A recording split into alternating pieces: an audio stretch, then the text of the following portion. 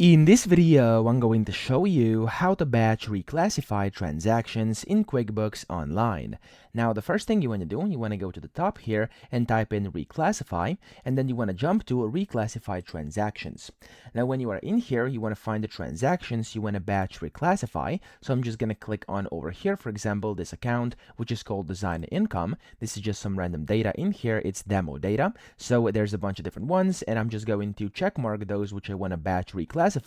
So I'm just going to click on these four, for example. Then I'm going to click on reclassify up top, and then here you can basically change the account to, and then you can change the class to whatever you want. Click on apply, and that's basically how you do it. Okay, so as you can see right now, this is not working because of course I'm trying to change the account on transactions which aren't allowed here. But of course, in your case, if it's allowed, then you'll be able to batch reclassify over here. Okay, so that's how to do this. It's that simple. I hope this video helped you out. If it did, please subscribe to the channel and help me out as well.